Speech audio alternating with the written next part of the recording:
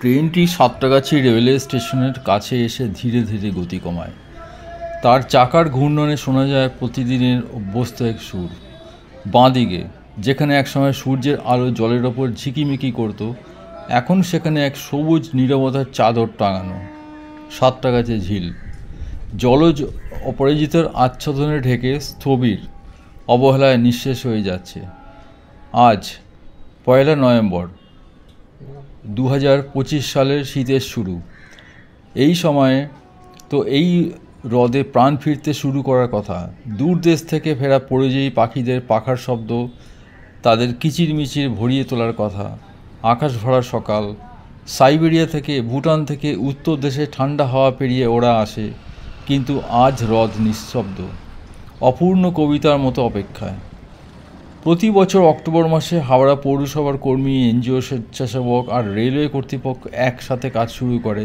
তারা পরিষ্কার করে, আবর্জনা সরায়, জলকে প্রস্তুত করে যাতে পাখিরা এসে বিশ্রাম নিতে পারে, আহার করতে পারে, আবার নাচতে পারে শান্ত জলের আয়নায়। এটা এক আশার আচার, প্রত্যাবর্তনের প্রতিশ্রুতি, কিন্তু এবছর সেই আচার শুরুই হয়নি। স্থানীয় লোকজন ঝিলের ধারে দাঁড়িয়ে ঘন সবুজ আগাছার স্তর দেখে অসহায়ভাবে কাঁধ ঝাঁকায়। কেউ জানে না, তারা বলে কখন পরিষ্কার শুরু হবে, আমরা জানি না। তাদের কণ্ঠ মিলিয়ে যায় রিকশার শব্দে, ট্রেনের ধীর গতির ছন্দে, টোটোর আওয়াজে। একসময় এ জায়গায় ছিল ডানার আশ্রয়। শীতের সূর্য উঠত কুয়াশার ভেতর দিয়ে, শত শত লেজার হুইজলিং ডাক ভেসে যেত স্থির জলে। বাতাস ভরে উঠত তাদের নরম সুরে। সঙ্গে থাকতো গ্যাডওয়াল, পিন্টেল, সোভেলার, কুট আর মুড়হেনের ডাক। আকাশ তখন যেন ছিল এক জীবন্ত, এক নিঃশ্বাস নেওয়া পালকের ক্যানভাস। এখন একমাত্র তরঙ্গ তুলে বাতাস, যা হাইসিন্থ ফুলের সমুদ্রের ওপর দিয়ে বয়ে যায়।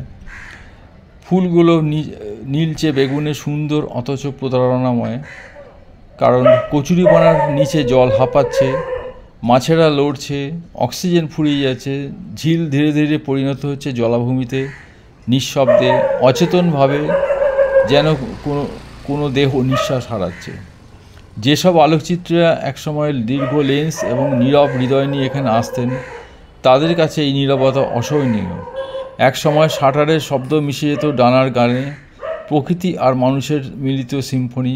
আর শাটার ক্লিক করে কেবল অনুপস্থিতিতে বন্দি করে, যা একদিন ছিল তার শূন্যতাকে।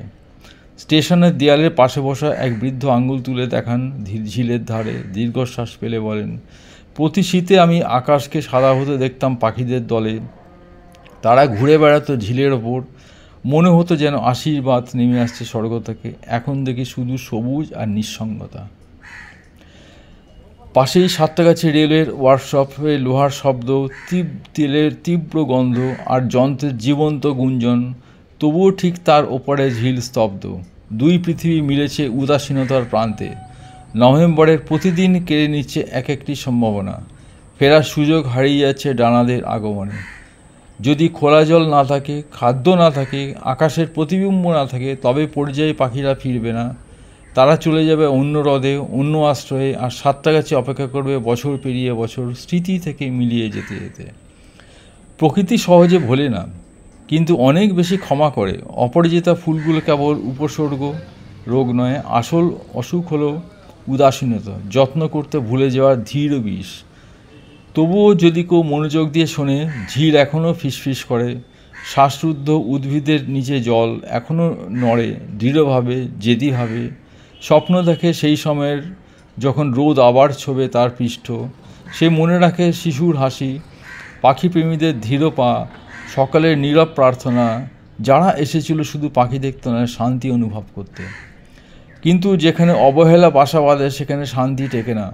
সাঁতরাগাছি অপেক্ষায়, মায়ের মতো, যার সন্তান আর ফিরে আসে না। ট্রেন আবার বাঁশি বাজায়, দীর্ঘ একাকী সুরে, সবুজ নিস্তব্ধতার ওপরের প্রতিধ্বনি তোলে।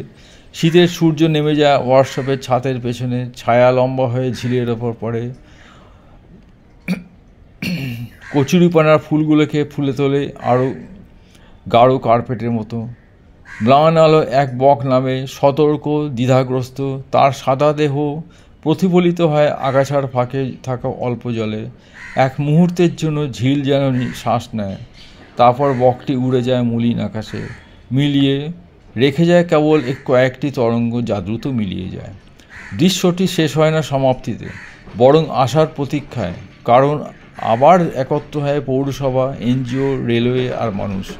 তবে এই সবুজ চাদর সরানো সম্ভব আর আকাশ ফিরবে জলের ঘরে। ততদিন সাঁতরাগাছি ঝিল রয়ে যাবে একটি আয়না যা অস্বচ্ছ হয়ে গেছে, একটি গান যার কোরাস থেমে গেছে, এক হ্রদ যা এখনো স্বপ্ন দেখে ডানার। এবারে পরিষ্কার করবে না? কবে করবে? কবে করবে? কবে করে সাধারণত? এতদিন তো হয়ে যায়, করেনি, করবে কি তাও জানি না। তো আজকে তো নভেম্বর হয়ে গেল। হ্যাঁ।